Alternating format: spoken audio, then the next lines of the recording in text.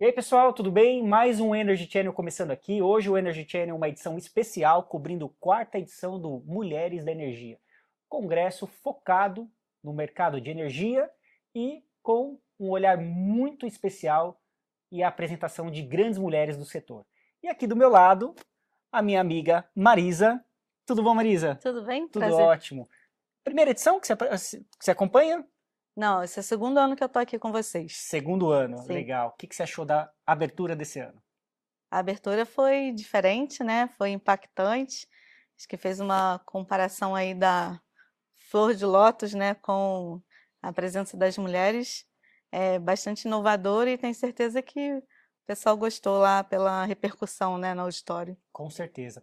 E falando um pouquinho agora do movimento da energia em cidades como São Paulo, como que o governo do estado está olhando para esse setor tão especial que é a energia?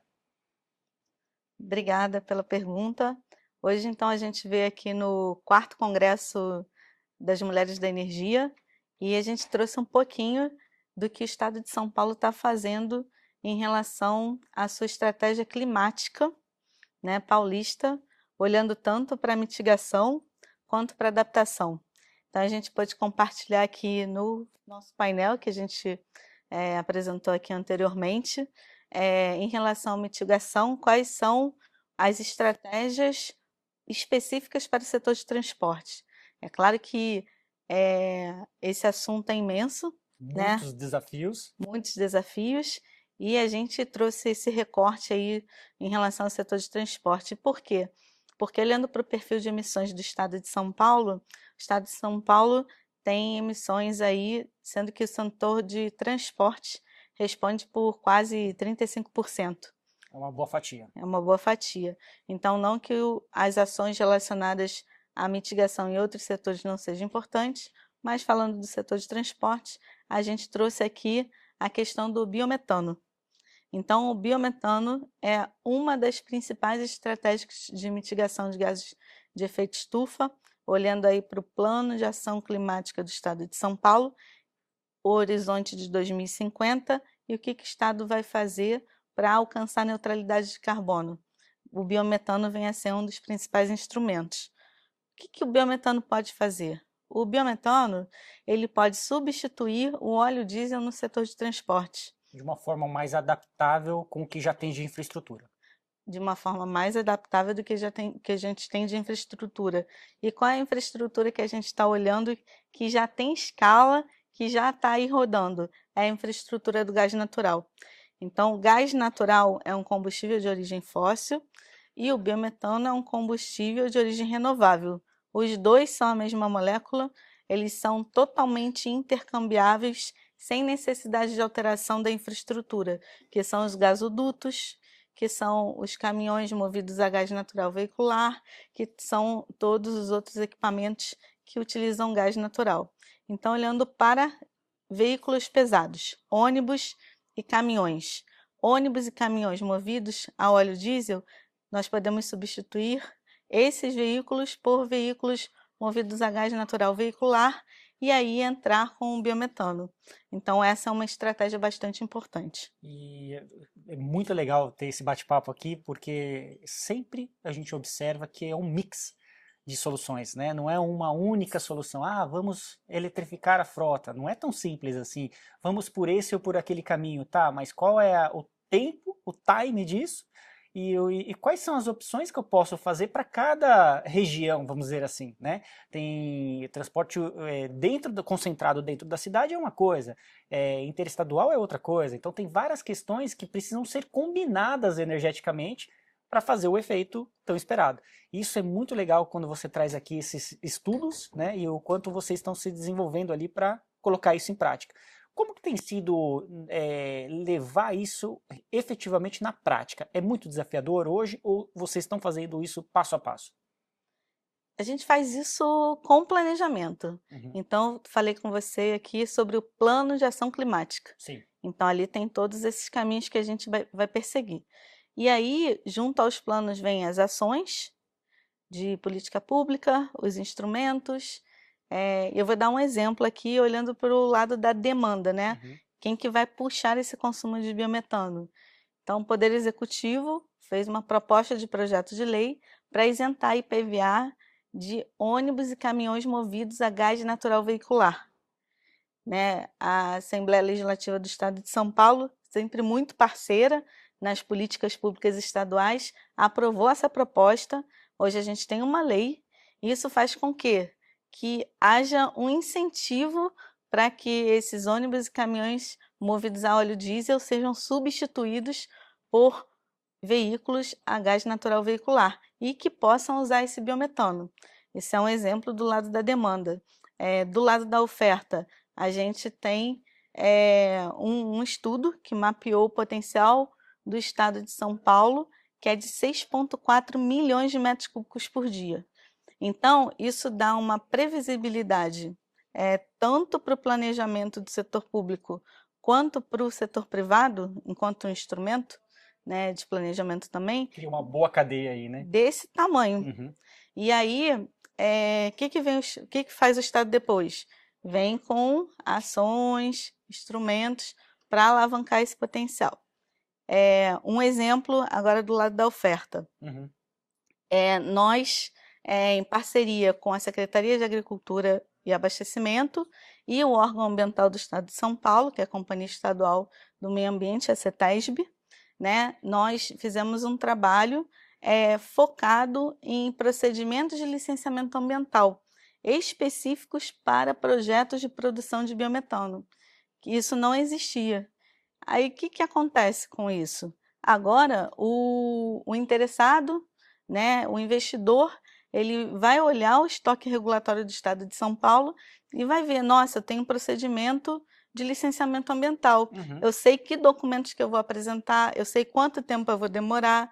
Então, isso também é uma forma de preencher essas lacunas e acelerar essa produção.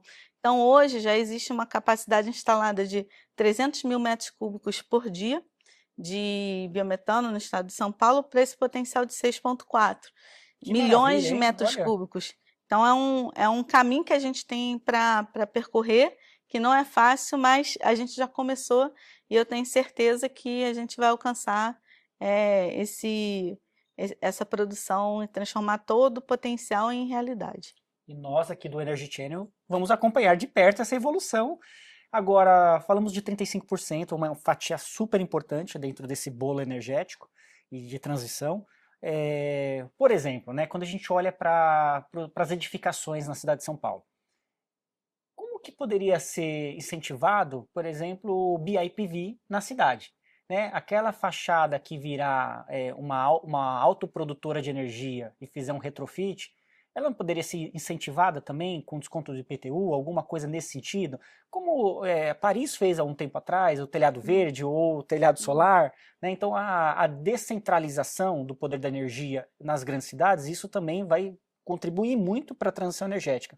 Né? Como que você vê essa oportunidade de mais uma ferramenta?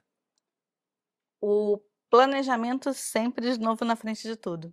E aí, a energia é um dos eixos do plano de ação climática que eu mencionei aqui no início da nossa conversa. E aí tem um plano estadual de energia. Aí lá no plano estadual de energia, a gente olha que o estado de São Paulo, ele já tem 60% de participação de renováveis na sua matriz energética em termos de oferta primária. Quando a gente compara com o Média Brasil em torno de 50%, e países da OCDE, países desenvolvidos, cerca de 15%. Então, São Paulo já está, se o Brasil já está onde esses países querem estar daqui a 20 anos, São Paulo está mais além. Isso só aumenta o desafio. Quando eu falo de matriz elétrica, que aí desta energia, tudo que vai para a eletricidade, que é o ponto aqui da sua pergunta, São Paulo tem quase 100% de participação de renováveis. E aí São Paulo produz mais ou menos, esses 100% responde por 45% de toda a demanda do Estado, e os outros 55% do que o Estado precisa de energia elétrica vem pelo Sistema Interligado Nacional. Então, veja a importância da geração localizada, Sim, eu concordo. porque aí você aumenta a segurança energética do Estado, né? Então, a gente, no nosso plano estadual de energia, a gente traça como uma estratégia aumentar cada vez mais a energia dentro do Estado. Diminuir as perdas com transmissão. Exatamente. Aumentar a segurança energética e depender cada vez menos do sistema interligado. Isso vai chegar a ser zero, a necessidade do sistema interligado? Não, mas é algo que a gente tem que buscar. E é isso, a geração distribuída é uma forma de você depender cada vez menos, né, do sistema interligado nacional e edificações inteligentes e eficientes energeticamente também é uma maneira, né, de você aproveitar o máximo da luminosidade local, por que não gerar de forma localizada?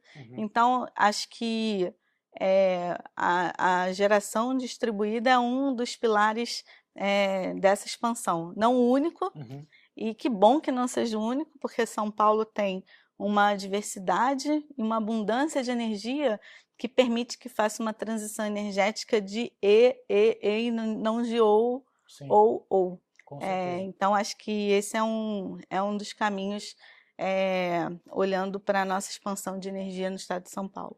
Eu poderia conversar com você por horas aqui, a gente falar muita coisa legal, ver, né, a oportunidade do armazenamento de energia. Olha quanto vai potencializar a questão da energia renovável, quanto você vai trazer mais segurança para pontuar essa energia em cada lugar que você precisa ter uma segurança maior da energia. E aí, olha a transição energética quando você começa a tirar uma porcentagem significativa de diesel para alimentar hoje essas pequenas cargas de segurança e passa a usar isso com bateria. Então tem muita oportunidade, muita coisa para ser feita. Mas vou te convidar então para um próximo bate-papo lá no estúdio do Energy Channel. Já baixou nosso aplicativo? Então fique ligado, energychannel.com, e vem com a gente aqui na cobertura da 4ª edição Mulheres da Energia. Mais uma vez, Marisa, muito obrigado pelo seu bate-papo. Prazer é nosso. Muito obrigada.